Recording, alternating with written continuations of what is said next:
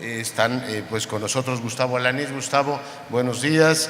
Dolores Beistegui, muy buenos días. La presidenta de la Comisión de Derechos Humanos de esta capital, Nacheli, bienvenida. Y Claudio X González. Claudio, buenos días. Bueno, la mecánica del panel es muy sencilla. Tienen ustedes hasta 8 minutos, visto que Juan Pablo Castañón, por diversas razones, no estará con nosotros. Tienen 1 minuto más cada uno, es una oferta tentadora. Y por supuesto tendremos después 40 minutos para conversar sobre los grandes asuntos que hoy nos convocan esta mañana, los aportes sustantivos de la sociedad civil a la vida pública. Voy a rogarles a cada uno de los ponentes que, bueno, tienen de todas maneras el cronómetro enfrente, que se ajusten a su tiempo, de tal manera que podamos tener un diálogo fluido y desahogar con toda comodidad nuestra agenda. Gustavo Alanís, en el orden en que están presentados, te ruego que hagas uso de la palabra. Gracias, Leonardo. Buenos días a todos. Muchas gracias a Manolo Arango y a todo su equipo, al CEMEFI y a Jorge. Muchas gracias por tenernos aquí nuevamente. Siempre es un gusto estar aquí con ustedes. Mi nombre es Gustavo Alanís Ortega, soy abogado, trabajo en el Centro Mexicano de Derecho Ambiental, aquí en la Ciudad de México desde hace 25 años. Y quisiera comentarles en estos minutos que tengo, qué es lo que hemos venido haciendo nosotros en la oficina para poder contribuir en distintos aspectos a la vida pública de nuestro país. El primer aspecto tiene que ver con la posibilidad de darle voz a la naturaleza, ¿no? Esa naturaleza de la que se hablaba en el final de la ponencia anterior, que muchas veces no tiene voz, ni tiene quien la cuide, quien la proteja, quien hable por ella. Y nosotros hace 25 años creamos justamente el Centro Mexicano de Derecho Ambiental con la finalidad de poder contribuir desde la trinchera de la sociedad civil a que los aspectos ambientales estuvieran debidamente cubiertos, cualquier tema que tenga que ver con el crecimiento, con el desarrollo, con la inversión, con la creación de empleos, todo eso perfecto, todo eso adelante, pero asegurando que se respete en todo momento a la naturaleza. En segundo lugar, quisimos también darle voz a todas aquellas personas que no tienen acceso a la justicia ambiental, por distintas razones, por marginación, por desconocimiento, por pobreza, por las razones que ustedes quieran. Muchas personas hoy en día en el país no tienen acceso a la justicia, y no se diga en materia ambiental. Estoy hablando de pueblos y comunidades indígenas, estoy hablando de ejidatarios, de campesinos, de organizaciones de colonos, de organizaciones de vecinos, organizaciones de la sociedad civil que requieren participar activamente en materia ambiental, pero que no conocen de las leyes, que no conocen de los instrumentos jurídico-ambientales que tenemos a la mano. Y en ese sentido paso a un tercer aspecto que tiene que ver con la contribución para orientar, para poder capacitar, para poder entrenar sobre cuáles son esos recursos legales que tenemos al alcance en nuestro país para poder proteger, conservar el valioso capital natural que tiene nuestro querido México. Y en ese mismo sentido, también parte de lo que hemos hecho es representar legalmente en muchos juicios, en recursos de revisión, en denuncias populares, en amparos, en juicios de nulidad, justamente a todos aquellos que no tienen esa voz y esa posibilidad de actuar desde la perspectiva, repito, legal ambiental. Otro de los aspectos que también hemos puesto sobre la mesa es poder ser parte de las soluciones, poder ser parte de las propuestas, no solo la queja, no solo estar en contra de las cosas, sino que hay que decir cómo se tienen que hacer las cosas para que sean mejor. Y parte de lo que hemos hecho es ayudar a mejorar y a fortalecer el marco jurídico ambiental. Y en un momento más adelante les voy a dar un par de ejemplos. Hace 25 años, cuando nos creamos, uno de los aspectos fundamentales era desterrar la impunidad en materia ambiental, que desgraciadamente sigue existiendo hoy en día, pero el tema para nosotros era la aplicación y el cumplimiento efectivo de la legislación ambiental. Cuando se dio la negociación primera del TLC, mucho se habló de que México tenía buena legislación ambiental, pero que esa legislación era letra muerta. Es decir, que no había una aplicación y un cumplimiento. Y entonces eso es lo que nos dio un espacio de oportunidad para, como decía yo hace un momento, desde la sociedad civil, poder asegurar esa aplicación y ese cumplimiento efectivo de la legislación ambiental. Y eso a lo que nos llevaba y lo que buscábamos era que hubiera legalidad y que hubiera Estado de Derecho en materia ambiental, que por cierto todavía el camino por andar es muy largo.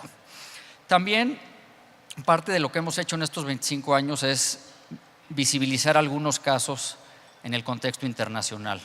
Hemos acudido en varias ocasiones a la Comisión de Cooperación Ambiental del Tratado de Libre Comercio a llevar casos relacionados con la falta de aplicación de la legislación ambiental en México, y también hemos pedido reportes y estudios concretos sobre temas relacionados, por ejemplo, con transgénicos o temas relacionados con la mortandad de aves, 40,000 aves que murieron en San Francisco del Rincón, en Guanajuato, en el año de 1995.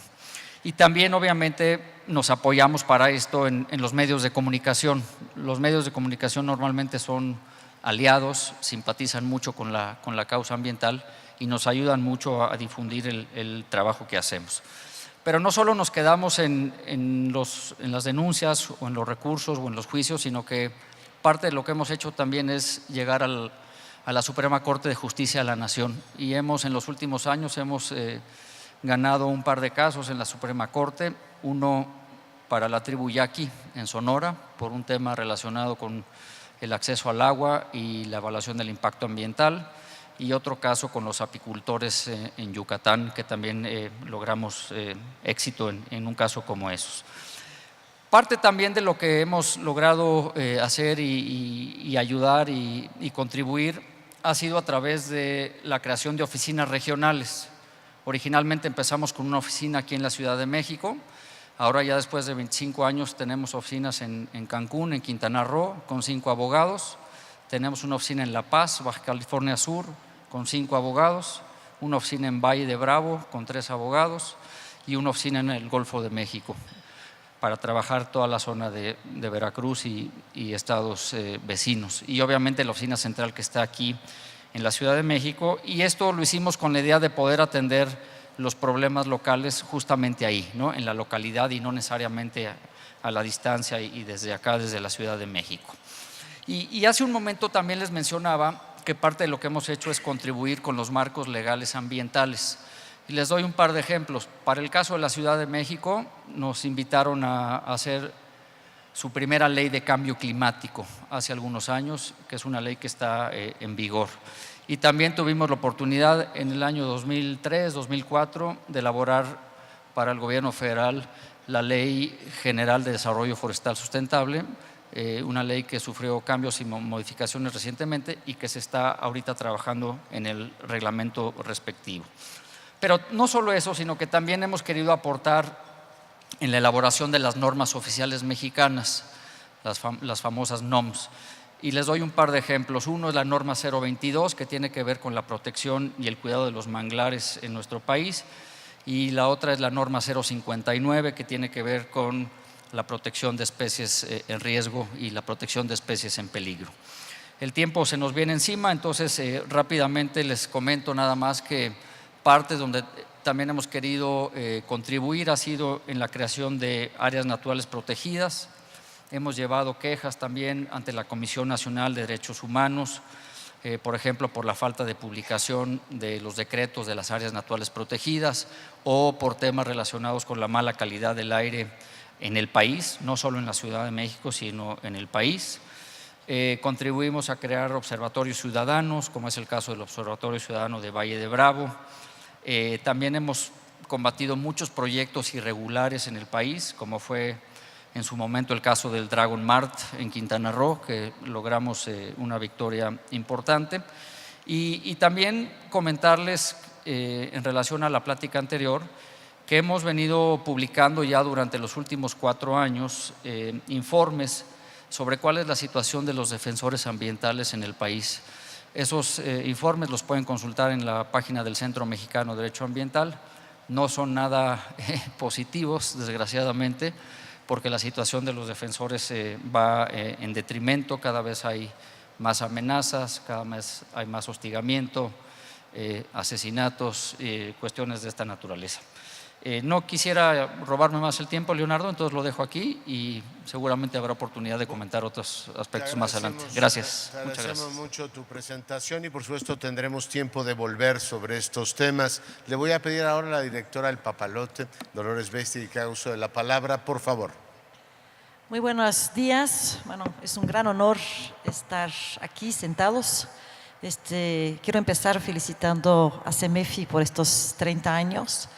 CEMEFI siempre ha sido una luz en el túnel y esa luz ha sido muy inspiradora para muchísimos de nosotros y para mí en particular. Felicidades, CEMEFI. El acceso a los bienes culturales es un derecho humano fundamental. ¿Quién garantiza ese derecho? ¿Solo el Estado? Es una responsabilidad única, exclusiva del Estado garantizar ese derecho.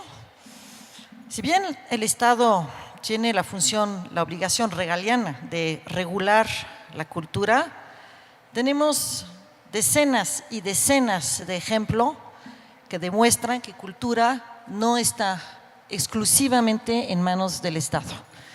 En México, país extremadamente centralizado, con un Estado omnipresente, tenemos quizá la impresión de que primero cultura se reduce a la administración de nuestro patrimonio. Hoy sabemos que cultura es muchísimo más.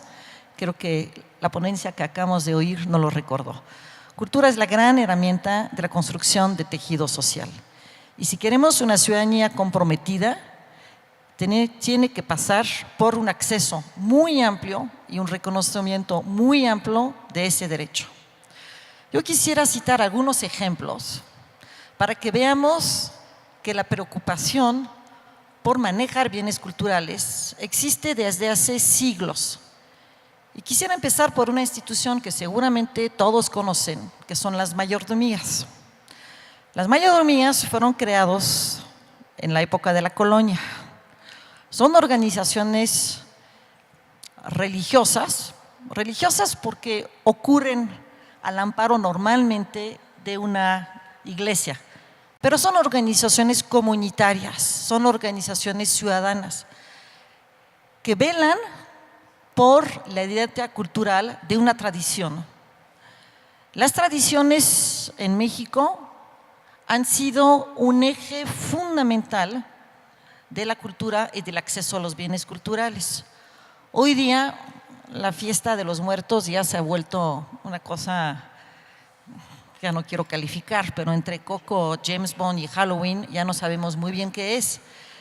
Pero si pudo llegar la fiesta de los muertos al siglo XXI y tener esa importancia, es porque hombres y mujeres han protegido esa tradición desde sus comunidades, sin buscar un reconocimiento internacional.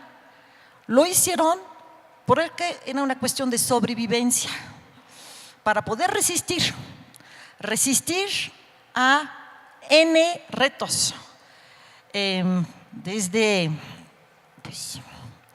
desde una conquista hasta la imposición de un sinfín de reglas. Y han logrado que estas costumbres prevalezcan, se enriquezcan y hoy día ya sean reconocidas muchas de ellas como parte de la historia de nuestro país, como parte de nuestro patrimonio. Las mayordomías existen, no tienen un indicador de desarrollo, en efecto, pero sabemos que gracias a ellas, una fiesta como la Fiesta de Muertos, para mencionar una de muchísimos más, ha logrado tener el desarrollo y finalmente quizá sea uno de los grandes embajadores de nuestro país. Al margen de esta gran tradición, repito, siempre existió en México, existen muchas otras iniciativas. Quisiera hablar de una que a mí me parece extraordinaria, como un ejemplo de éxito, que es la Fundación Harpelú. Y no participo en la Fundación Harpelú, no soy consejera ni mucho menos. Pero justamente, ¿qué ha hecho la Fundación Harpelú? Es organizar comunidades de un estado en particular, que es el estado de Oaxaca, para que a partir del conocimiento de su diferencia generen una oferta universal. Si lo muy particular, si se entiende, si se conoce, si se reconoce, genera parámetros universales. Y eso es el trabajo de la Fundación Harpelú a través de distintos mecanismos, que no es el tema de la conversación hoy. Es un ejemplo de éxito. Al lado opuesto de la Fundación Harpelú, y no me puse de acuerdo con Bernardo, existen organizaciones extraordinariamente puntuales, extraordinariamente locales. Voy a mencionar una, la Orquesta Basura. No sé si conocen ustedes Orquesta Basura. Es una pequeña asociación que trabaja en barrios y que recupera basura para transformarlos en instrumentos. Y con ese instrumento se hace música. Las orquestas son el resultado de muchos, trabajando bajo la conducción de un líder, que es un director de orquesta. Orquesta Basura es una organización que tiene muy pocos recursos y que tiene un impacto absolutamente gigantesco. Pero lo más interesante de Orquesta Basura es que es altamente replicable y de hecho a eso se dedica. Existe una plataforma, México en Música. No sé si algunos la conocen. Esto lo creó una persona, René Solís, obsesionado con no perder un solo concierto. Su obsesión es a nivel planeta, pero en el caso de México, darse cuenta que no contábamos con la difusión adecuada para conocer cuál era la oferta musical de nuestra ciudad y de nuestro país. Y utilizando herramientas tecnológicas, creó una plataforma. ¿Qué ha logrado esta plataforma? Es muchísimo más, obviamente, que un catálogo de opciones, sino es un espacio de discusión entre todos los aficionados que podemos complementar, que podemos argumentar, que podemos proponer, y se ha vuelto un instrumento extraordinariamente ciudadano de participación. Repito, ¿con qué recursos? Prácticamente nada. Podría citar muchísimo más ejemplos. Quisiera uno más para que vean la diversidad de las opciones, de los ámbitos de trabajo. Un colectivo gráfico que se llama TACO, en Tlalpan. Un grupo de artistas queriendo promover arte contemporáneo, no desde el glamour de una feria, sino a partir de un barrio, Tlalpan, con artistas, con promotores y con los usuarios, que son la gente del barrio de Tlalpan en la Ciudad de México. Y créanme que crean obras absolutamente notables. Imprimen, de hecho, y son grabadores de artistas mexicanos muy, muy, muy reconocidos. Por supuesto que les voy a hablar de Papalote.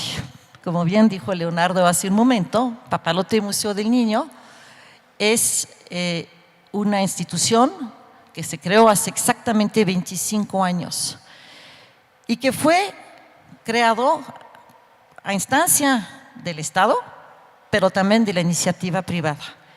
Y esta idea de un organismo cultural, o de una organización, cultural público-privada, lleva 25 años existiendo, fortaleciéndose, porque ya vamos a abrir nuestro cuarto museo.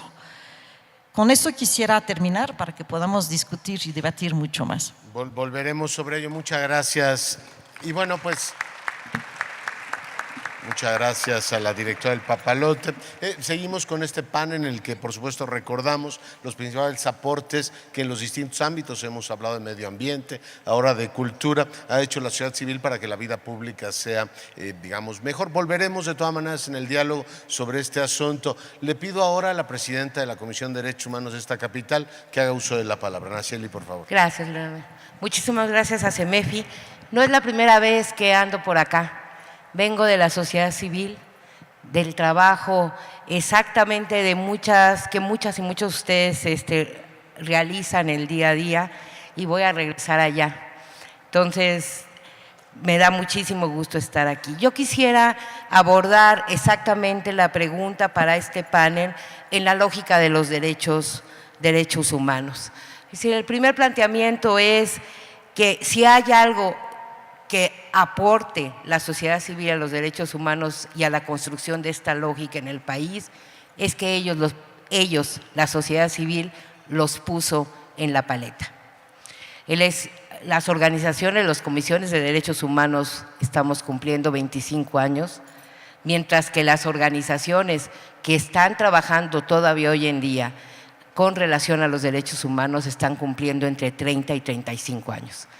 Estas organizaciones además empezaron desde la lógica comunitaria, territorial, del trabajo exactamente por la dignidad, con comunidades eclesiásticas de base, básicamente, y ahí ven y podemos compartir de entrada que lo primero que aporta la sociedad civil en este país a esta agenda es haber puesto la agenda de derechos humanos en la lógica primero del trabajo a día y después de una construcción fuerte, cada vez más robusta, que tiene que ver con las organizaciones que trabajan específicamente hacia el cumplimiento de los derechos humanos. Lo primero tendría que ver con lo que se llama litigio estratégico, y ya Gustavo nos daba ejemplos muy concretos de lo que quiere decir esto.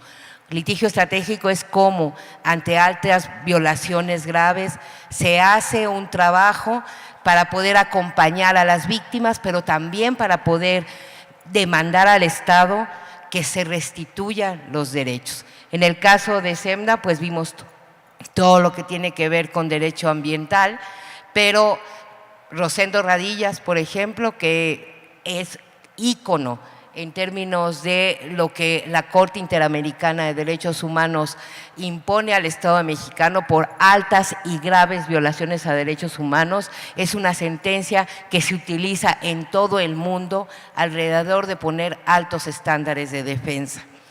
También muchas organizaciones trabajan sobre la agenda, no nada más de hacerlo internacional. Ahorita internacional tenemos a Tenco sobre las violaciones sexuales en este operativo, ¿no?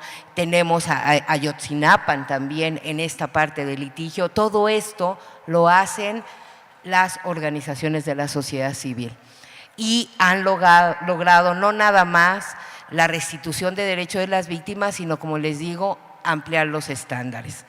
Se hace también a nivel local, muchísimas amparos, cuestiones de controversias institucionales, cuestiones de inconstitucionalidad que van marcando el cambio de leyes. Un ejemplo claro es que nosotros no podríamos estar pensando en un artículo primero garantista de derechos como el que hoy tenemos en la Constitución desde el 2011, si no hubiera sido por la participación de las organizaciones de la sociedad civil que empujaron este planteamiento para tener por lo menos hoy un cobijo grande en términos de lo que puede ser la defensa.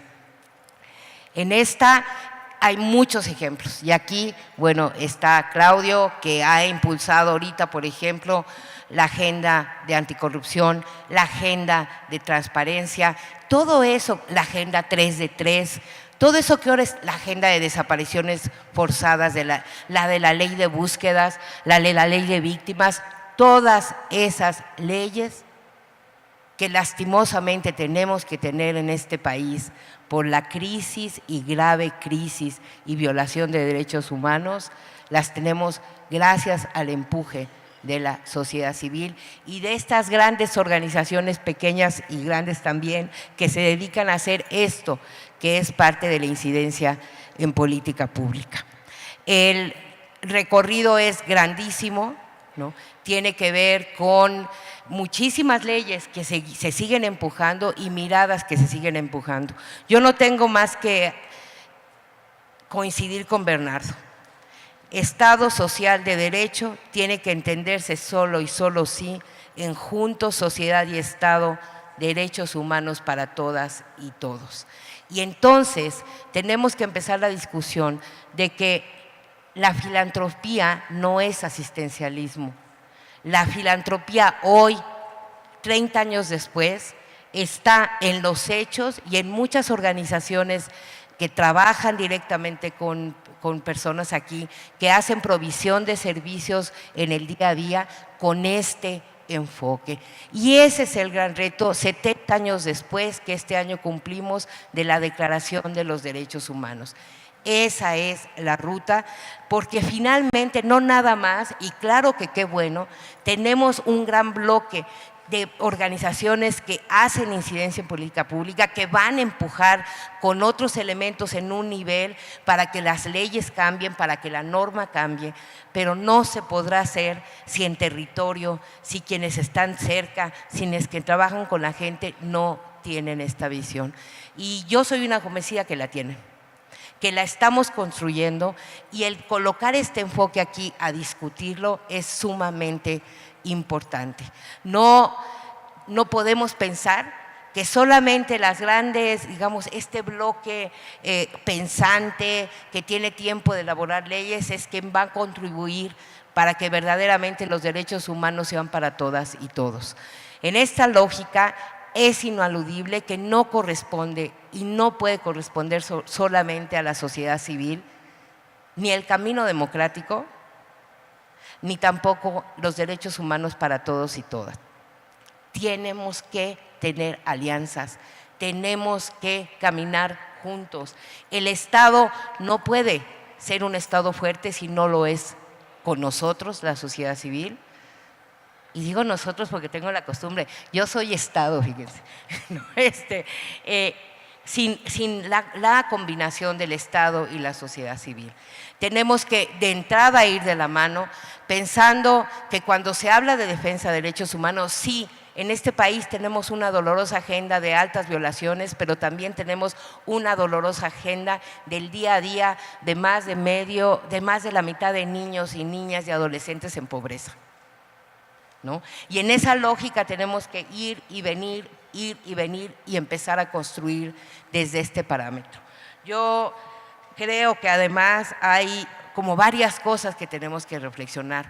Uno es que tenemos enfrente el miedo a la organización por el lado, digamos, de las estructuras, pero también por el lado de nosotros tenemos el miedo a los otros.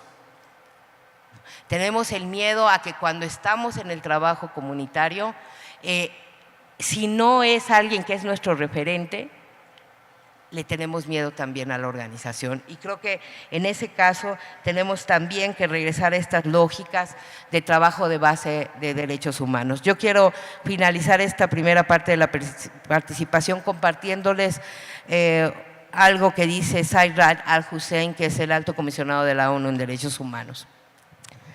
La determinación y la integridad de los agentes de la sociedad civil dedicados a la defensa de los derechos humanos me inspira humildad, la sensación de haber contraído con ellos una deuda inmensa y la voluntad de seguir trabajando en pro de la dignidad y los derechos iguales e inalienables de todos los seres humanos. Comparto con él el trabajo del día a día por la dignidad de las personas, 1, 20 o 1000 o 1 millón, me requiere humildad y una sensación de acompañamiento.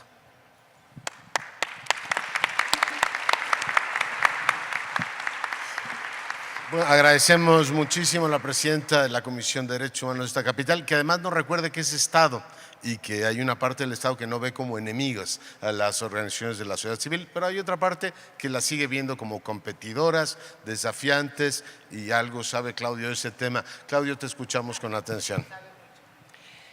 Bueno, pues muy buenos días a todos ustedes. Antes que nada, pues para Manolo, para los Jorges, una felicitación muy amplia por los 30 años de CEMEFI, que como ya se dijo aquí, ha sido una luz para todos los que nos dedicamos a estas actividades.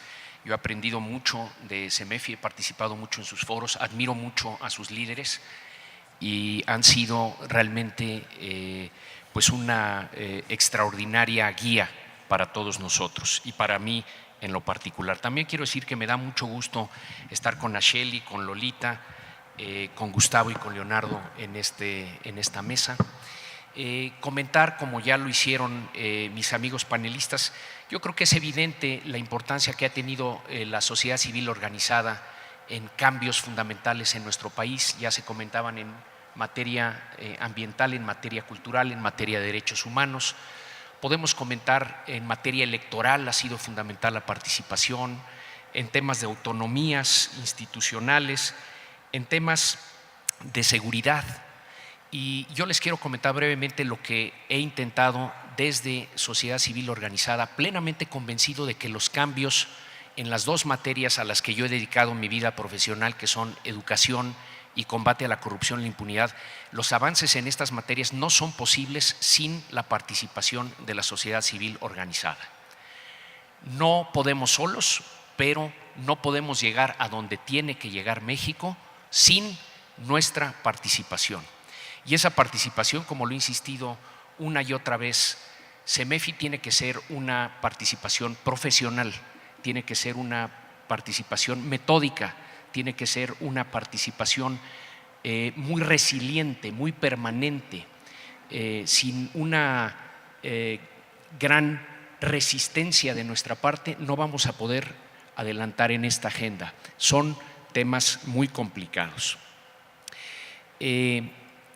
Por usar un ejemplo, el de Mexicanos contra la Corrupción y la Impunidad, nosotros hemos tratado de organizarnos en torno a 4 actividades fundamentales para tratar de tener no nada más impacto. Destacamos la diferencia entre impacto y incidencia. Impacto es que podemos salir a 8 columnas en el Reforma y en muchos otros diarios y tener muchas entrevistas de radio y televisión y que se genere mucho ruido en torno a lo que nosotros generamos. Incidencia es que empecemos a cambiar el problema de fondo y a lo que debemos dirigir nuestros pasos es a la incidencia. El impacto te ayuda, pero solo para llegar a la incidencia. ¿Cómo generamos impacto y incidencia? A través de 4 áreas fundamentales: investigación aplicada, investigación periodística, litigio estratégico, que ya se ha comentado aquí, y la parte fundamental de comunicación y movilización social. Comento muy brevemente cada una de ellas. Investigación aplicada. Si tú no conoces a fondo, mejor casi que tu interlocutor social y gubernamental, el tema que quieres tú transformar, no lo vas a poder transformar. Tienes que tener una legitimidad en el conocimiento de la materia para poder enfrentarte a la sociedad y a la autoridad. Entonces tienes que estudiar. Literalmente tienes que tener esto que llaman think tanks dentro de las organizaciones para tener el conocimiento suficiente para transformar la realidad. Algunos de los productos que ha hecho María Amparo Casar, que dirige el área de investigación aplicada y es presidenta ejecutiva de nuestra organización, en los últimos años, Anatomía de la Corrupción, es el estudio más profundo que existe sobre la corrupción y la impunidad en nuestro país. Ese evidentemente no lo iba a hacer la Secretaría de Gobernación, no lo iba a hacer la Procuraduría General de la República ni la Secretaría de la Función Pública, lo tenía que hacer la ciudadanía de México. Del mismo modo, hemos hecho un estudio junto con Expansión y Transparencia Mexicana para medir cómo están las empresas en materia de corrupción. Tampoco el CCE ni el Consejo Mexicano de Negocios nos iban a decir qué tan mal están las empresas en medidas anticorrupción. La calificación de una empresa entre las 500 más importantes en México en materia de medidas anticorrupción es 37 sobre 100. Entonces, había que señalarle al sector privado la problemática profunda. También, ¿quién lo va a hacer? La ciudadanía. No lo van a hacer los empresarios. Los partidos políticos, tenemos un estudio que se llama Bajo la Mesa, que demuestra que los gobernadores en los 3 años anteriores a la elección presidencial se gastaron en promedio los distintos partidos políticos no 1, ni 2, ni 3 veces más del techo presupuestal, 11 veces más del techo presupuestal. Eso obviamente ni lo ha dicho el INE, ni lo van a decir los partidos políticos, lo tiene que decir la ciudadanía. Para eso tienes que estudiar y luego no nada más es exigir y diagnosticar, es proponer porque nosotros no sacamos un estudio que no esté bien fundamentado y que lleve una propuesta que está igualmente bien fundamentada.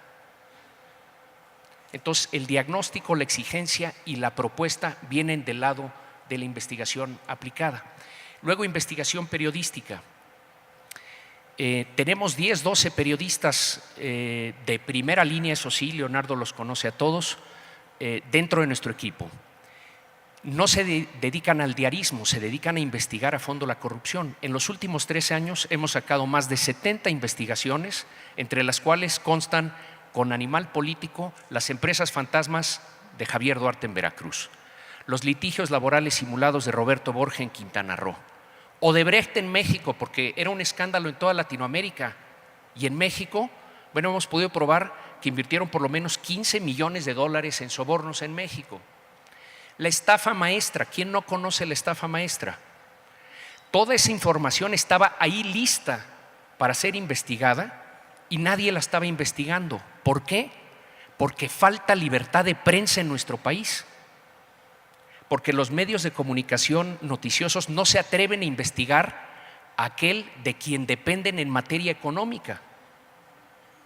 Entonces tenía que venir un actor distinto, la ciudadanía, a hacer la investigación de esos problemas de corrupción tan terribles. Tercer paso, litigio estratégico. Hemos hecho litigio con Gustavo y su grupo, pero hemos hecho una cantidad de litigios enormes. En relación a estafa maestra hay denuncias penales, hay denuncias administrativas. Las hacemos nosotros porque no las están haciendo las autoridades que deben hacer cumplir la ley. Entonces nosotros estamos yendo ante las instancias administrativas y judiciales a pedir que se haga justicia. Entonces estamos supliendo una serie de huecos en distintas materias. Tenemos, pues si no me equivoco, a esta altura ya más de 70 litigios en marcha. Algunos los hemos ganado, algunos los hemos perdido, la mayoría están caminando. Es tardado, pero creo, como Gustavo, que es fundamental activar al litigio estratégico como un arma de transformación en nuestro país. Si ustedes van a la historia de otros países y grandes transformaciones sociales, lo que van a encontrar es que el litigio ha sido una herramienta absolutamente fundamental. Y tenemos que volvernos buenos los ciudadanos para hacer bueno el derecho que tenemos de asistir a las autoridades y a las cortes para que se haga justicia, porque justicia es el gran reclamo de México. La cuarta patita es comunicación y movilización social. Este es absolutamente fundamental. La relación que nosotros hemos entablado con medios como el Reforma o como Animal Político en las redes y con comunicadores como Leonardo, entre otros, para hacer músculo y poner al centro los temas fundamentales que tenemos que transformar en nuestro país, es absolutamente fundamental. Si tú no logras poner un tema en el ojo del huracán, ese tema no tiene solución. Ese tema no tiene solución. Y nos andamos peleando entre todos nosotros el espacio. Y solo el que comunica mejor, el que gana aliados en los medios, el que tiene la capacidad de poner agenda, puede transformar sus temas. Entonces, eso de la comunicación y la movilización es fundamental. Nos dijo Andreas Schleicher, el director de educación de PISA, cuando vino por primera ocasión, lo trajimos a México justo para hacer ruido en torno al tema educativo. Cuando inició el trabajo en Mexicanos Primero, 70% de los padres de familia en nuestro país pensaban que la educación de sus hijos estaba muy bien. Ahorita está al revésado. Entonces hay una gran presión social para el cambio educativo. Schleicher nos dijo, la información incontrovertible que es bien comunicada es transformacional. Y eso tenemos que aprendernos todos los que queremos hacer cambios en temas torales para nuestro país. Muchas gracias, Claudio.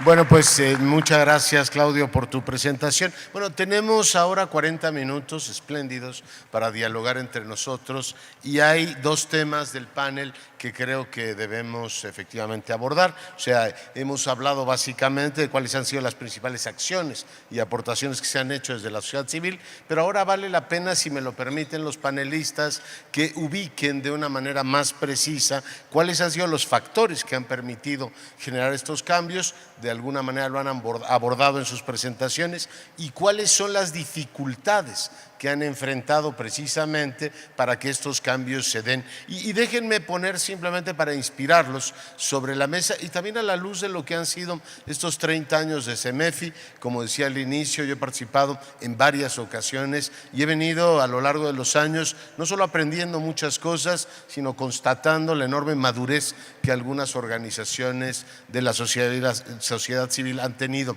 En fin, si hubiese que, digamos, explorar algunos de los temas que han efectivamente fortalecido la presencia de la sociedad, y es que algo tengo con el micrófono hoy, ¿se oye bien ahí? Ya, bueno, les juro que no me voy a mover. Lo que pasa es que tengo en fin, decía yo que hay varios temas que han ayudado en estos años a madurar. Lo primero es el tema de visibilizar los asuntos, desde el ambiental hasta el tema educativo. Por supuesto, darle visibilidad al asunto.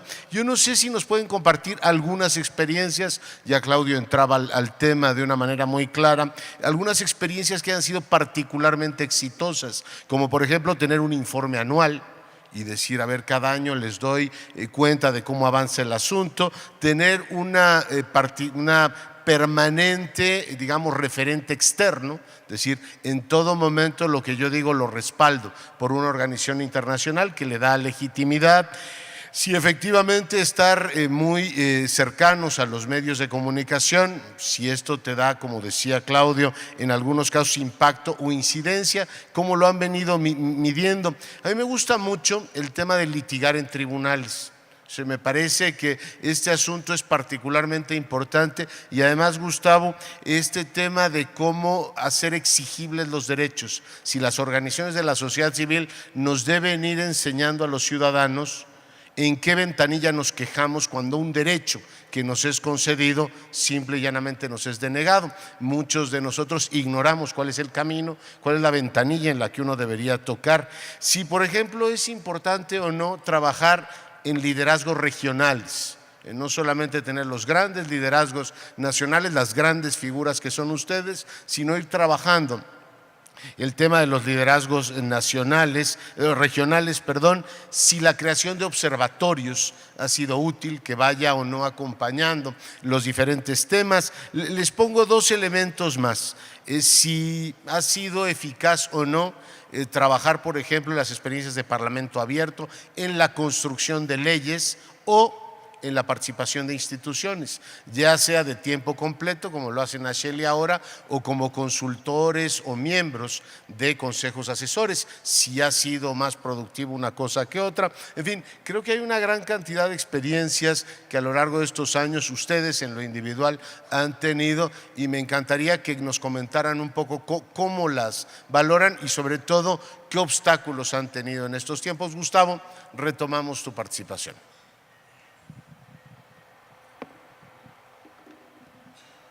Gracias, Leonardo. Es tan importante la parte del litigio, como bien comentabas hace un momento, que si no hubiéramos nosotros en su momento, si no hubiéramos litigado el tema de los manglares en Quintana Roo, ese caso tan famoso de Tajamar, si no lo hubiéramos litigado, se hubieran acabado los manglares en esa zona. Tuvimos la oportunidad de, a través de la interposición de un amparo, justamente logramos dejar sin efecto una autorización en materia de impacto ambiental en el malecón Tajamar. Y no solo eso, sino que además logramos que se ordenara por parte de un juez el reparar el daño por la tala ilegal de manglar que se hizo en el lugar, ¿no? Obviamente estamos hablando de asuntos que tienen muchos intereses económicos atrás de ellos, ¿no? Aquí estábamos hablando posiblemente de 3,000 millones de pesos, ¿no? Y la pregunta es, ¿quién le va a devolver a los inversionistas lo que metieron en un lugar donde ya no van a poder construir, ¿no? Entonces esto genera una serie de demandas y de acciones legales que se generan justamente por querer proteger y cuidar, en este caso, a los manglares, ¿no? Que por cierto vale la pena decir, en México hemos perdido alrededor del 70% de los manglares, ¿no?, del total que teníamos originalmente. Entonces, litigar, por supuesto que deja y que contribuye a la protección y a la conservación ambiental. También lo hacemos, como bien decía Claudio, atinadamente, en los medios, ¿no?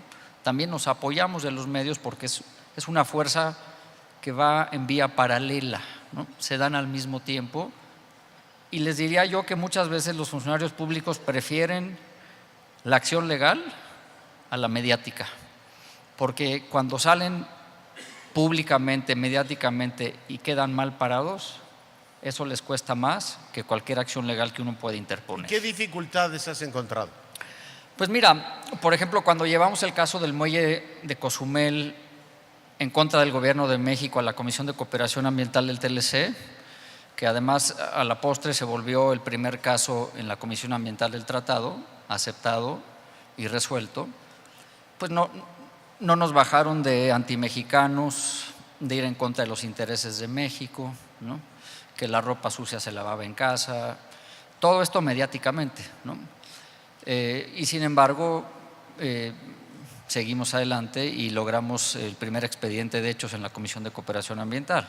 O como por ejemplo cuando fue el caso que hablaba yo en mi primera intervención del Dragon Mart, pues hubo una campaña en redes sociales fuertísima, ¿no?, en contra de nosotros, en lo personal, en contra de nosotros, en lo institucional, en un momento donde hasta llegamos a pensar que no debíamos de seguir en el caso, ¿no? Y al final se decidió que teníamos que seguir, y la Procuraduría Federal de Protección al Ambiente nos dio la razón y logramos el caso, ¿no? Y última cuestión, educar para, digamos, enseñarle a los ciudadanos la exigibilidad de sus derechos. Sí, y esto tiene que ver con una pregunta o comentario que se hace un momento, Leonardo, que cuando decías, ¿cómo exijo?, ¿no? ¿Dónde están esos espacios?, ¿no? Entonces, yo les diría que si ustedes ven la Ley General del Equilibrio Ecológico y la Protección al Ambiente, tiene muchos espacios, pero les doy dos ejemplos. Uno, el artículo 189 de la ley habla de la denuncia popular, que podemos presentar cualquiera de nosotros ante la Procuraduría Federal de Protección al Ambiente cuando consideremos dos cosas: que alguien está afectando, dañando, contaminando el medio ambiente, o dos, cuando consideramos que alguien no cumple con la ley, no cumple con una norma, no cumple con un reglamento. Pero también, por ejemplo, en materia de impacto ambiental, hay la posibilidad de que haya consultas públicas, que haya reuniones públicas de información. Estos instrumentos, por ejemplo, se van a tener que utilizar ahora en los nuevos proyectos como la refinería, ¿no?, o como el Tren Maya, que no se están contemplando, por cierto, ¿no?, vale la pena mencionarlo. Y ahí podemos enfrentar una cuestión de legalidad en las futuras obras que se pretenden llevar a cabo en el próximo sexenio. Pero no solo eso, Leonardo, sino que además de esos dos ejemplos, también, como mencioné, sí está la denuncia, pero también está el recurso de revisión, pero también tienes un juicio de nulidad, pero también tienes un amparo, y hay muchas oportunidades. Y parte del problema que hay en México es que la gente no conoce cuáles son esas avenidas legales para proteger y conservar el medio ambiente. Yo creo que eso es muy útil. Dolores, ¿ustedes qué problemas han encontrado? Y también, si me permiten introducir al panel, si hay métricas, ¿no?, si hay efectivamente elementos para ir viendo si se va avanzando, si no, si tenemos un efecto acumulativo. Dolores, por favor. Sector cultural no tiene litigantes, quizás sea un error, ya voy a tomar nota. ¿Cuál es el mayor obstáculo? La incapacidad de demostrar que somos un motor activo del desarrollo económico de este país. Esto no está medido, no existe ningún plan nacional de desarrollo. Se habla, la cultura es la cereza en el pastel, ¿no?, aquello cuando te sobra tiempo o quieres quedar bien. Pero ver la cultura como realmente una herramienta de desarrollo y poder cuantificar esa herramienta no existe. De hecho, ni siquiera existe un mapeo de todas las organizaciones culturales que contribuyen, por ejemplo, al desarrollo del turismo. Turismo, cultura no es parte de los indicadores del desarrollo turístico. Esta es una enorme debilidad. ¿Qué hemos logrado a medias? La creación de una Secretaría de Cultura. Digo a medias porque es un proyecto que no está ni remotamente terminado. Pero hubo una primera intención. ¿Cuál fue esto? Pero por lo menos denos un reconocimiento para poder actuar y poder crear leyes que nos permitiera articular. Y articular con una visión amplia de creación de riqueza. Entonces, independientemente de los múltiples ejemplos quizá locales donde ha habido personas que se han logrado oponer a el derrumbe de tal monumento, a la llegada de tal empresa que pudiera, en fin, hay muchos ejemplos donde hay actores como Toledo, que es una figura nacionalmente conocida, que permitió impedir a partir de su legitimidad que se destruyera tal o tal cosa. Yo te diría entonces que ese es el gran obstáculo con el cual trabajamos, en donde necesitamos tener como gremio, como sector, la capacidad de generar estos estudios, y ahí retomo lo que afirmó hace un momento Claudio, la necesidad de estudiar para poder, para que nos tomen en serio. Yeah.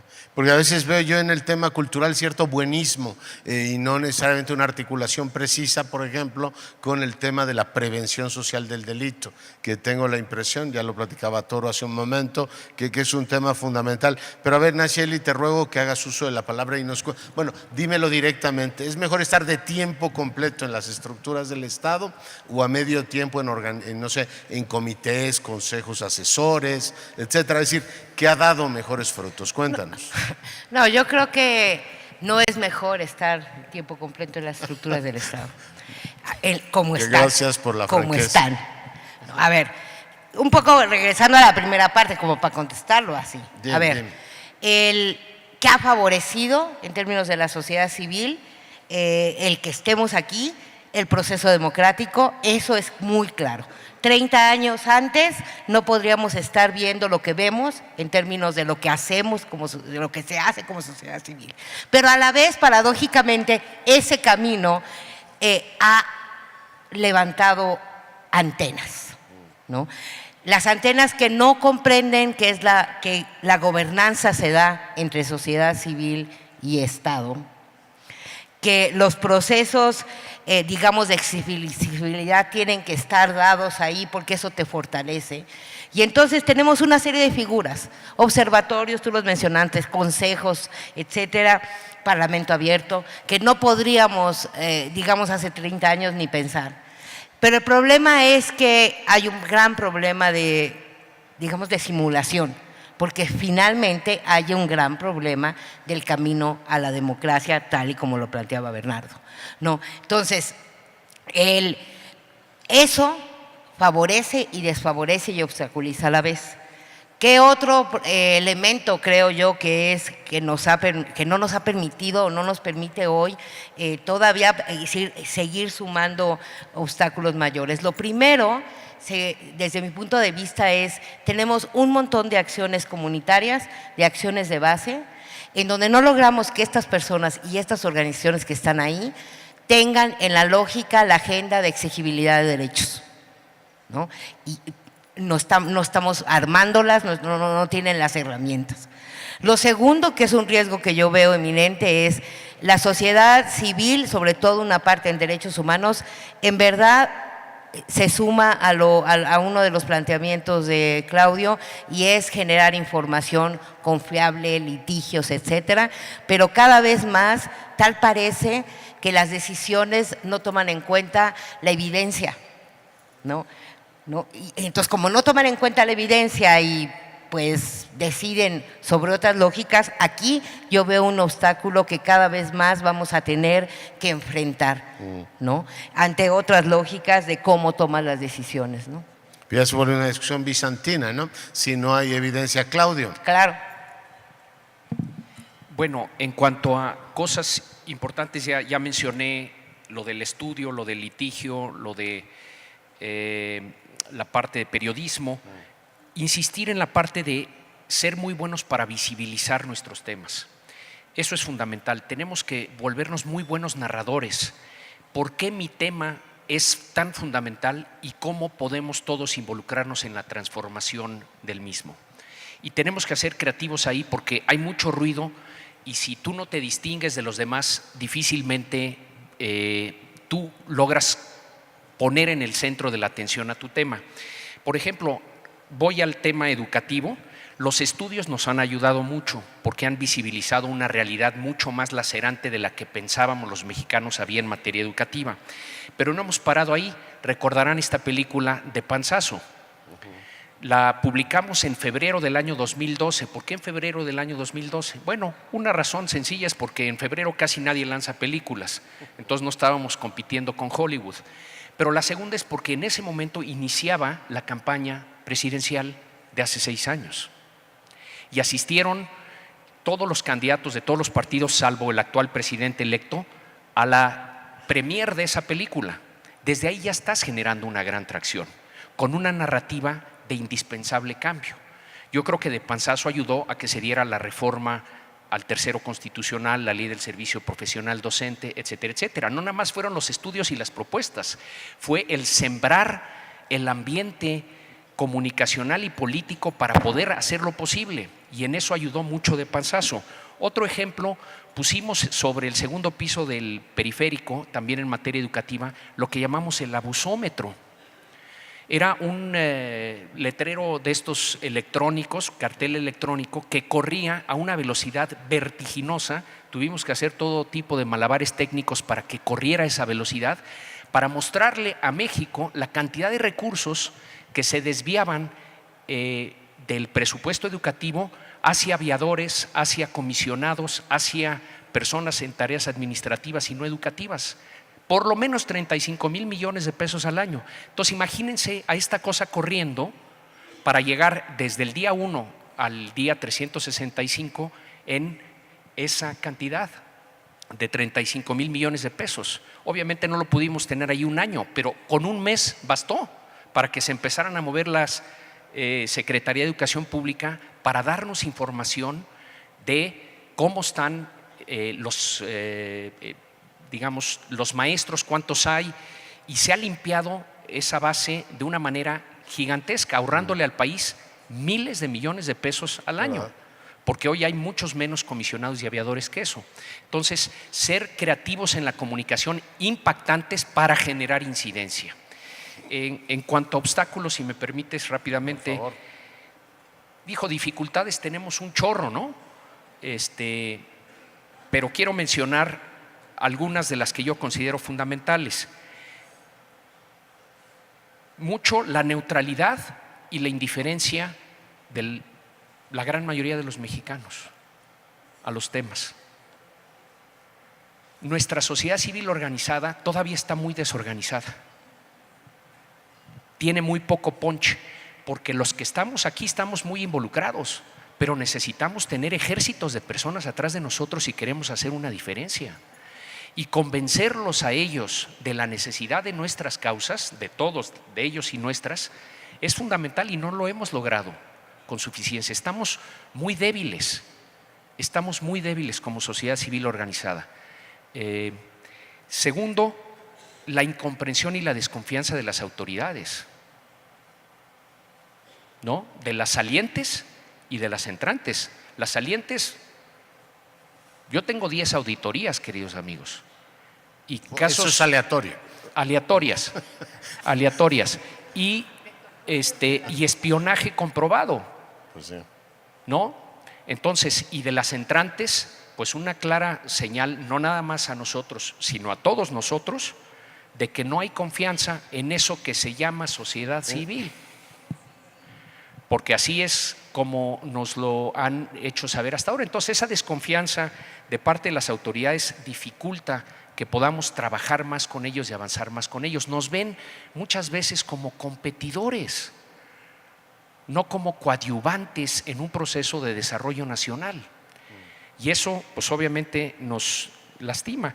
Y una última que quiero mencionar, la implementación, porque inclusive cuando llegas a transformar el tercero constitucional, la ley del servicio profesional docente, la ley educativa, luego viene el proceso de que eso se vuelva realidad, y eso es más difícil que cambiar la Constitución. Cambiar la realidad es más difícil que cambiar a la Constitución. Y no saben cómo hemos sufrido después de lograr cambios transformacionales legales en materia educativa para que se implementen, y cómo se está sufriendo ahorita para, habiendo logrado un sistema nacional anticorrupción, ahora que tenga tracción en la vida real. Y ahí es donde nos falta el tema del apoyo social y el apoyo regional, que regresaremos a eso, pero sin el apoyo social y regional la realidad no cambia, te quedas con el gusto de haber cambiado la Constitución, pero eso es impacto, eso no es incidencia. Lo que tiene que cambiar es la educación en cada salón de clases de México. Sí, que tiene efectivamente que ver con el entramado de una sociedad civil débil, porque yo te escucho y por supuesto celebro todo lo que hizo Mexicanos Primero y Mexicanos contra la Corrupción, pero al mismo tiempo, Claudio, no puedo evitar sentirme derrotado cuando dicen efectivamente, pues ganó este señor todos los debates, Calderón, el abusón, todo lo que tú quieres. Y sin embargo, la estructura política fue primero minimizando el tema, diciendo, estas son demandas fifíes, etcétera, es decir, una minimización por la condición social, o digamos, un ánimo como de minimizar el tema. Y segundo, el sistema político dijo, señores, podrán tener ustedes razón en todo lo que demuestran, y sin embargo el poder está aquí. Y tienes una sociedad que, para sorpresa mía, no ha salido a defender lo que debería ser el valor fundamental, que es una educación de calidad para los niños, que es el fundamento, por supuesto que estás de acuerdo conmigo, es la escalera de movilidad social fundamental. Así es que no dejo de sentir una enorme derrota por un sistema político que claramente los ve como competidores. Cuando tu compañera presidenta escribió aquel artículo, María Amparo Casarde, no nos vean como enemigos, no es esa nuestra intención, queremos ayudarlos a que este país cambie. Algún funcionario decía, bueno, videograbaron también a un senador, ¿no? Estos cómo se atreven a venirnos a decir a nosotros, que somos los que hemos mandado este país hacia dónde van. O sea, yo veo que todavía en la cultura política de este país sigue habiendo, por supuesto en la debilidad de una sociedad civil que no defiende lo suyo, sino que en el momento de las contiendas electorales dice, la esfera política es diferente a la esfera social. Claudio. No, pues te doy la razón, mi querido Leonardo. Gracias. Muy agradecido. Claro. A ver, yo creo que, y estás poniendo ahí algo clave, y creo que tenemos enfrente una agenda que también toca al Estado, y es cómo defendemos a los organismos autónomos, y no es que venga de ahí. Los organismos autónomos están por las luchas de la sociedad civil. ¿Tú no eres burocracia dorada? No lo soy, y por eso, finalmente, a ver, necesitamos defendernos y necesitamos colocar igual liderazgos ahí. Yo soy la única ombudsperson en el país que viene de organizaciones de la sociedad civil. En esa lógica soy un logro de la sociedad civil, y nosotros tendremos que crear un Estado que no avergüence, sino que se fortalezca, ¿no? Y los organismos autónomos hoy son un elemento también como de equilibrio en términos de gobernanza, y creo que ahí hay una agenda súper fuerte que hay que, por donde hay que avanzar, ¿no? Pues el tema de los presupuestos, acotándolos a ustedes, ¿es un gran asunto? Es un gran asunto, por lo menos en los órganos autónomos como las comisiones de derechos humanos, porque están los principios de París, que es los que nos rigen, y hablan que no puedes hablar de autonomía si no tienes autonomía presupuestal. Es lo mismo que con la agenda de las mujeres. Hay una parte de empoderamiento que tiene que ver con el empoderamiento económico, y todas nosotros lo sabemos, tienen que tener su autonomía, relativa o no, su autonomía aquí, para poder exactamente solventar otras inequidades y violencias y todo lo demás. Es todo un tema. Dolores, ¿tú quieres intervenir en esto? Me encantaría que hablaras más del sentido de pertenencia y la cohesión social que la cultura genera, ¿no? Decías tú lo James Bondiana de la efectivamente celebración, pero te quiero decir una cosa. Yo estuve en la marcha esta de 1,5 millones de personas que salieron orgullosas a mostrar sus esqueletos. y participaron más gente que en la consulta del aeropuerto. O sea, 1,5 millones de gente feliz en las calles de la ciudad diciendo esto es mío y se lo muestro al mundo. Yo creo que ese sentido de pertenencia nos dice mucho. No, y eso lo celebro por supuesto. A ver, en el ámbito cultural yo creo que las cosas son un poquito menos dramáticas de lo que acaban de describir. Hay muchísimo éxito y creo que se está despertando. A ver, lo que vimos, ejemplo muy claro, reconstrucción del patrimonio después del temblor del 19 de septiembre, ¿no? Sí hubo muchas iniciativas extraordinariamente bien organizadas, constructivas y eficientes para reconstruir patrimonio. No hablo de vivienda, hablo de patrimonio, ¿no? Hablo de muchísimo del patrimonio vernáculo, ¿no? Iglesias, casas que no son las grandes catalogadas, sino y sí hay, se volcaron muchas organizaciones de una manera muy ordenada. En su momento se creó Adopte una Obra que, en fin, respondió también a otra crisis y se pudo salir adelante. Entonces sí hay, yo digo, a nivel micro, muchísimo más capacidad de organización, y a nivel macro hablabas de financiamiento, que esto obviamente es un tema lacerante. Veo cada vez más, y de ahí vengo de esta mañana, de organizaciones poderosas, bancos particularmente, que tienen interés en voltear a ver a este gran sector social y ver cómo pueden generar instrumentos de desarrollo con otros tipos de indicadores. ¿Cómo puedo invertir no donar, invertir en este sector? ¿Y qué tipo de rendimiento me puede dar este sector? Tanto a mi marca como a mi negocio. Y eso creo que son cambios donde sí estamos logrando un nuevo tipo de diálogo. Entonces no estoy tan pesimista, por supuesto que la gran marcha o la gran manifestación cultural de la Fiesta de Muertos fue muy divertido, muy celebrado. Spotify sacó no sé cuántos playlists para acompañar esta marcha, que bueno, que son nuevas expresiones culturales que se originaron a partir de una gran tradición que ojalá no se olvide, nada más.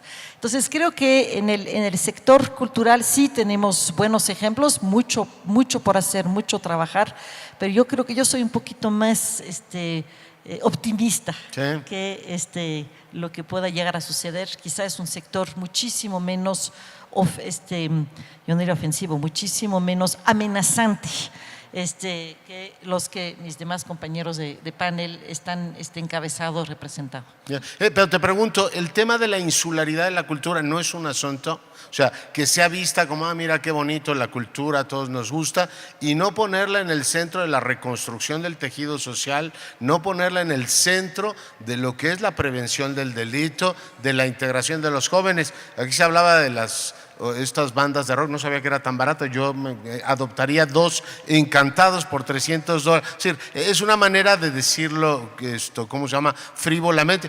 La cultura debería, a mi juicio, tener una centralidad que hoy no tiene. O sea, se le ve, mira lo bonito, libros, versos, danza por otro lado. Yo ahí sí veo, Lolita, un riesgo, ¿no? Por supuesto, a ver, estamos hablando de la necesidad de una reconstrucción y de una cultura de la paz. La cultura de la paz no puede darse si no es a partir de iniciativas culturales, a partir justamente de reconocernos como únicos, como diferentes y aprender a trabajar y a dialogar en comunidad. No puede haber una cultura de diálogo si no hay una política cultural a través de esto. Tienes absolutamente toda la razón. Y yo creo que 2 aprendizajes grandes, comparto también lo que acaba de decir Claudio, tenemos que aprendernos a mejorar nuestra narrativa, a contarnos mejor, justamente, a explicar qué es lo que hacemos que justamente contribuye y somos un gran agente de cambio. Y en esta manera donde podamos entonces quizá comunicarnos mejor nuestras historias de éxito, trabajar de manera muchísimo más horizontal de lo que estamos haciendo actualmente. Gran tema. El tema del ambiental, te pregunto también si no queda un poco insular en el debate nacional. Dicen, qué bien, yo soy conservacionista, me encanta la idea de la vaquita marina, los manglares, pero la política energética corre por otra vía, o la política turística corre por otra vía, o la urbanización corre por otra vía, y dicen, esto verde lo dejamos para otra. Es decir, no corren el riesgo de ser como las esferas del árbol de Navidad, o cómo integrarnos más a la fiesta navideña en su totalidad, si me permites la analogía. Sí, en realidad Creo que tienes mucha razón, Leonardo, en lo que comentas, y sucede. Muchas veces el tema ambiental queda completamente aislado cuando debe ser completamente al revés. Yo les preguntaría, ¿de qué depende todo? ¿De qué dependemos todos? ¿Que no es acaso de la naturaleza? En el 100% de nuestra vida diaria, cotidiana. Y sin embargo, digo, si alguien está en contra de lo que estoy diciendo, por favor, se vale, por supuesto, discrepar. Pero creo que todos tenemos muy claro que todos dependemos de nuestra naturaleza para poder andar todos los días. Y sin embargo, no le damos esa prioridad, ¿no? Todo el mundo habla de la cultura, que está muy bien, hablan de los temas laborales, de la seguridad, de la economía y de muchos temas que son trascendentales. Pero todos esos temas no podrían caminar si no tuviéramos buenas condiciones ambientales. Si el suelo está completamente contaminado, si el agua está sucia, si el aire está sucio, ¿cómo le vamos a hacer? Y entonces, lo que quiero decir con esto, Leonardo, es que al tema ambiental no se le ha dado la prioridad que se merece, ¿no? Desgraciadamente, que debería estar en la prioridad número 1. Y lo que quiero decir también con esto es que, desgraciadamente, la sustentabilidad, que quiere decir sí al crecimiento, sí al desarrollo, sí a la inversión, sí a la creación de empleos, pero con la naturaleza. No en contra de la naturaleza, sino vayamos con la naturaleza. Esto, desgraciadamente, en algunos sectores no ha cuajado todavía. Y entonces lo que esto genera es que los intereses económicos, a veces algunos de ellos perversos, no tomen en cuenta el tema ambiental y la economía y el crecimiento y el desarrollo se van por su propia línea, se van por su propio camino, ¿no? Y lo que tenemos que hacer es balancear justamente los intereses económicos con los intereses ambientales, y así se da todo lo que quieren los desarrolladores, los inversionistas, y también se puede dar en un buen balance lo que quieren los ecologistas. ¿Lo siguen planteando como enemigos del progreso económico? O sea, esto de vamos a hacer un Tren Maya y si te opones ambientalmente es que eres un enemigo del progreso. Sí, desgraciadamente sí. Las autoridades normalmente te ven como, en lugar de un aliado que debería de ser, te ven como un enemigo. Se lo toman personal, ¿no? Lo que hace muchas veces la sociedad civil, como que no entienden muchas veces las agendas. Y nosotros lo que hemos hecho en la oficina, justamente para evitar que haya descrédito y que haya mala información allá afuera, lo que siempre les hemos dicho es: tenemos que actuar en base a 3 pilares fundamentales. Uno es la ley, por supuesto, ¿no? Porque de ahí tengo la base, el sustento, el fundamento del artículo, ¿no? De la fracción X que me da la razón. Pero no solo es la ley, sino también aspectos científicos, ¿no? Que me dan fuerza en lo que voy a argumentar, y también los aspectos técnicos. Ya si legalmente la pierdo, como decía Claudio, porque algunas las ganas y otras las pierdes, la puedo perder, pero en buena lid, ¿no?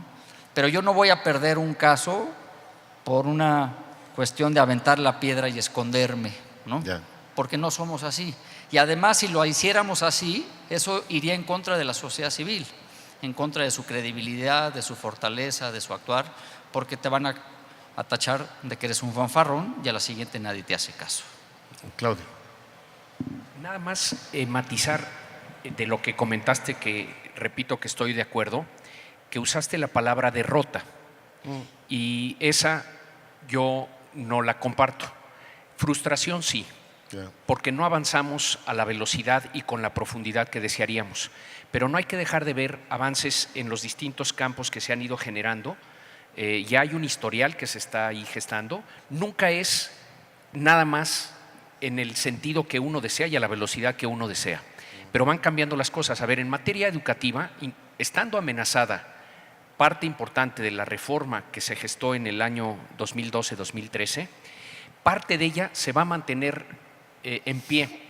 Los concursos para ingresar al magisterio y para promoverte en la carrera magisterial, esos yo creo que gozan de salud y están generando nuevas generaciones de mejores maestros y directores para las escuelas mexicanas, porque antes esas decisiones se tomaban en términos políticos o económicos, compra, venta, renta, herencia de plazas, y ahora se están decidiendo por una vía profesional. Entonces esa profesionalización nos va a llevar por un buen camino, y son decenas de miles de maestros que ingresan a las aulas o tienen mejoras en el sistema educativo por la vía de la meritocracia, y eso creo que le va a pagar al sistema. Tenemos un nuevo programa educativo, un nuevo modelo educativo que nos saca de todo el tema del memorismo y nos lleva al desarrollo de capacidades analíticas y críticas, que es lo que está requiriendo el siglo XXI. No hay que dejar de ver, porque perdemos parte de la reforma, que buena parte de la reforma va para adelante y va con fuerza y es casi imposible pararla. Entonces, por otro lado, en materia de corrupción e impunidad, tenemos mucha frustración porque sabemos de muchas personas que han abusado y que están libres, pero no dejemos de ver que Javier Duarte está sentenciado, que Roberto Borges está siendo enjuiciado. ¿Cuándo habíamos visto a dos gobernadores tan cercanos al régimen siendo enjuiciados? No lo habíamos visto. Entonces, esos son pasos adelante, son avances. El Sistema Nacional Anticorrupción, pues hay que implementar, pero no deja de ser un avance. Y otro avance muy importante, si ustedes ven que ha habido administraciones locales y luego federales con problemas serios de corrupción, ¿qué ha dicho el mexicano? Te vas, te cambio, ¿no? Y ese mensaje que está enviando la sociedad es muy poderoso para el presidente electo. El presidente electo va a tener que dar resultados en materia de combate a la corrupción y la impunidad y de seguridad. Y si no da resultados, de esos 30 millones de votos que recibió, un número muy importante se le va a voltear y le va a empezar a exigir muy fuertemente. Entonces, ahí está la presión social, y eso creo que la sociedad civil organizada ha ayudado también a poner ese tema en el centro del debate y a volverlo un asunto al que tienen que responder los políticos. Entonces, no es como nos gustaría exactamente, pero no dejemos de ver que sí hay ciertos avances que se van consolidando. Tú sabes lo que te digo, que tienes toda la razón. A ver, vamos efectivamente a cerrar el panel y les voy a pedir en 1 minuto y medio. Gustavo, empezamos contigo, las conclusiones y sus últimas reflexiones. 1 minuto y medio, por favor. Gracias, Leonardo. Pues básicamente quisiera reiterar algo que ya comenté en mi intervención y que tiene que ver con la necesidad de fortalecer el Estado de Derecho en materia ambiental. Somos un país muy rico en leyes, en reglamentos, en normas sociales mexicanas. Hemos suscrito prácticamente todos los acuerdos ambientales internacionales de los que México puede ser parte, y eso es un paso adelante. Sin embargo, como bien decía Claudio hace un momento, tenemos que trabajar en la parte de la implementación. Lo que los americanos llaman el famoso enforcement es un tema que tenemos pendiente, como también dije hace un rato, desde la negociación del NAFTA, ¿no? Y casi 25 años después seguimos teniendo serios problemas de implementación, de aplicación y de cumplimiento. Parte de la preocupación que tenemos, y seguramente sucede en otros sectores, es que en materia ambiental, nada más para que se den una idea, la Secretaría de Medio Ambiente y Recursos Naturales en los últimos 2 años se le ha reducido el presupuesto en 50%. Caray. Y vienen recortes con la nueva administración. Entonces yo me pregunto, ante eso, ¿qué puede hacer la autoridad en materia ambiental para poder cubrir cabalmente su función? Y ahí es donde creo que hay un espacio muy importante para nosotros, ¿no? O sea, creo que la sociedad civil va a tener que venir a cubrir muchos de los huecos que la autoridad no va a poder atender de manera ambiental. Así es que yo creo que tenemos un rol fundamental. Yo percibo que el próximo sexenio nos va a tener muy ocupados, ¿no? Creo yo excesivamente ocupados por las señales que ya estamos viendo, ¿no? No es una sorpresa, lo tenemos bien monitoreado al interior de la oficina y obviamente dispuestos a seguir dando la batalla. Gracias, Gustavo. Lolita, por favor. El presupuesto de cultura ha ido descendiendo siempre, no sé hasta dónde va a llegar, a lo mejor ya va a llegar a niveles subterráneos, ya se va a volver invisible. Entonces, razón de más para que sociedad civil trabaje más de manera muchísimo más coordinada, donde las iniciativas locales en ningún momento cancelen las iniciativas nacionales. Creo que tenemos, en fin, no creo, hago una invitación para que el capítulo Cultura tenga más participación en CEMEFI, porque creo que esa es una tarea pendiente y creo que hay muchas organizaciones de la sociedad civil que podrían estar aquí también. Gracias, Lolita. Nacheli, por favor. Sí, pues yo sintetizaría digamos, los pendientes de agenda en términos de lo que es la macroagenda de violación de derechos, que esa tiene que ver con los desaparecidos, con toda la crisis de derechos humanos que tenemos, y ahí tenemos organizaciones sólidas, organizaciones que acompañan para poder, digamos, trabajar en esa parte.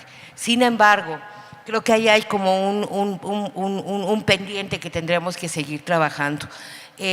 La Comisión de Derechos Humanos y las comisiones tienen otras categorías también que creo que debemos de sumar en esta lógica de cómo avanzamos para crear este Estado social a lo que se refería Bernardo. Centralidad en las víctimas, reparación integral, justicia restaurativa, y eso requiere que nosotras las comisiones hagamos territorio.